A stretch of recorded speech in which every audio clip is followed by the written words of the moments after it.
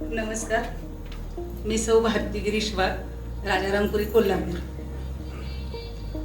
आयुष्यावर शतदा प्रेम करावं हे सांगणारा तुमचा प्रोग्राम खरंच माझ्यासारख्या सुरळीत आयुष्य चाललेल्या स्त्रीच्या जेव्हा संकट येतं तेव्हा या शब्दांची खरंच गरज पडते. जेवढा आधार डॉक्टरांचा तेवढाच आधार त्यांच्या स्टाफकडून पण मिळाला. त्यांच्या प्रेमळ ट्रीटमेंटमुळे ट्रीटमेंट घेणं खूप सोपं झालं. त्यामुळं thank you so much Pura life staff. Hello everyone, माझे नाव रेवती सूर्यकांत कोटी.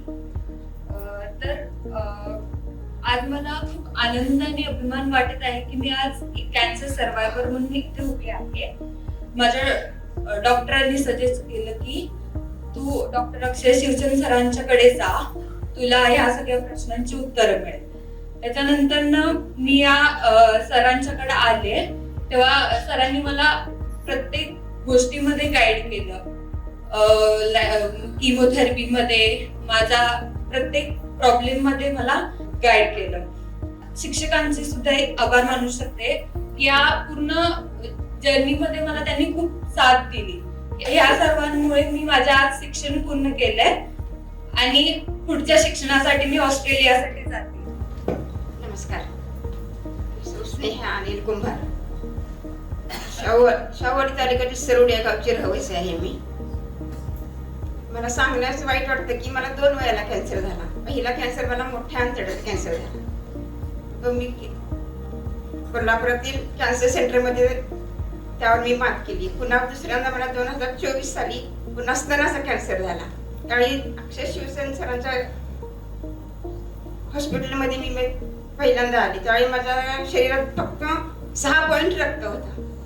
पण अक्षय सरांनी मला इतकी प्रेरणा दिली, त्यातून त्यांनी चांगले उपचार केले. त्यांनी अक्षय सरांनी योग्य उपचार केले, त्यामुळे मी आज चांगली पर्याय. मी शिवाजी अण्णाराव चव्हाण, राहणार मंगळवेढा, जिल्हा सोलापूर. सरांच्याकडे यायचं योग माझा असं झाला. 2023 मध्ये माझी मुलगी पण डॉक्टर आहे, तिला कॅन्सर झाला. माझ्या मुलीसाठी टाटा हॉस्पिटल ही दुनिया सगळे आम्ही सगळे केलो. मुलगी माझी पण मेरिटमधनं BAMS झालेली. मुलगी माझी म्हणली की अक्षय सरांच्याकडेच माझं ट्रीटमेंट घ्यायचं मला. माझ्या मुलीचं पूर्ण ट्रीटमेंट पूर्ण झालं. माझी मुलगी कॅन्सर मुक्त झाली. 2025 मध्ये मला कॅन्सर झाला, 20 मार्च 2025. मी झालं ते झालं. शेवटी 1-2 दिवस मला तर नाही वाटलं. मुलगी म्हणाली की पप्पा अजिबात घ्यायचं नाही, अक्षय सर आहेत, आपल्याला काळजी करायची गरज नाही.